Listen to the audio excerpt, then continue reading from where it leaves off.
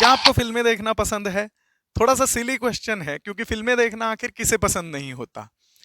और इन्हीं फिल्मों में हमने देखा है कि कहानी जो है वो हीरो या हीरोइन की ही दिखाई जाती है और जो बाकी के कलाकार फिल्म में काम कर रहे होते हैं वो उसी कहानी को आगे बढ़ाने में अपना रोल अदा करते हैं। इसी तरह से जब हम इस जीवन में आते हैं तो समझते तो हम यही हैं कि ये हमारी कहानी है, हम ही इस कहानी के हीरो या हीरोइन हैं।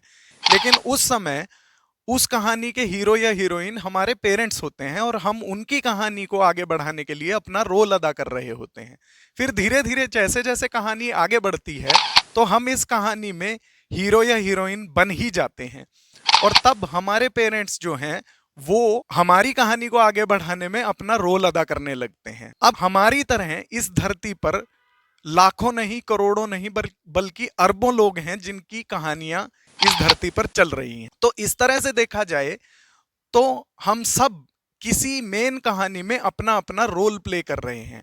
अब ये जो मेन कहानी है, सोचने वाली बात ये है कि इसका हीरो कौन है, आखिर कौन वो हीरो है जिसकी कहानी में हम सब शामिल हैं। तो वो हीरो हैं सूर्यदेव। और सूर्यदेव हर साल अपनी जो कहानी लिखते हैं या कहते हैं उसमें हर साल कुछ निश्चित पड़ाव आते हैं। उन्हीं में से एक पड़ाव आज है जिसे हम मकर संक्रांति के नाम से जानते हैं। और मकर संक्रांति का हमारे ऊपर बहुत गहरा असर पड़ता है, खास तौर पे हमारे स्वास्थ्य पर। ये कैसे असर डालता है यही जानने की कोशिश हम आज के इस वीडियो में करेंगे। साथ ही कुछ लोग जो ये समझते हैं कि उन पर इस तरह की घटनाओं का कोई असर किसी तरह से भी नहीं पड़ता, उनकी ये शंका हम दूर करने की कोशिश भी इसी वीडियो में करेंगे। हाय, मेरा नाम अलंकार धारीवाल है। मैं एक आयुर्वेदिक न्यूट्रिशनिस्ट हूँ। आयुर्वेद और न्यूट्रिशन के सिद्धांतों से हम सभी की सेहत में 4 चांद नहीं 8 चांद लगाए जा सकते हैं। बचपन में हम सभी ने यूनिवर्सल ट्रुथ्स के बारे में पढ़ा था, जिनमें से एक यूनिवर्सल ट्रुथ है कि सूर्यदेव पूरब से उगकर पश्चिम में जाकर छिप जाते हैं। लेकिन पूरब से पश्चिम की यह यात्रा सूर्यदेव 2 अलग अलग रूटों से तय करते हैं, जिनमें से एक रूट है कि सूर्यदेव पूरब से निकलकर दक्षिण दिशा की ओर से होते हुए पश्चिम में जाकर छिप जाते हैं, जिसे दक्षिणायन के नाम से जाना जाता है, जो कि कल तक हम अनुभव कर रहे थे। और दूसरा जो रूट है वो है कि सूर्यदेव पूरब से निकलकर जब उत्तर से होते हुए पश्चिम में जाकर छिप जाते हैं। इस रूट को उत्तरायण का नाम दिया जाता है। ये आज से शुरू हो रहा है और आज के दिन को मकर संक्रांति के नाम से जाना जाता है और इसका विशेष महत्व है।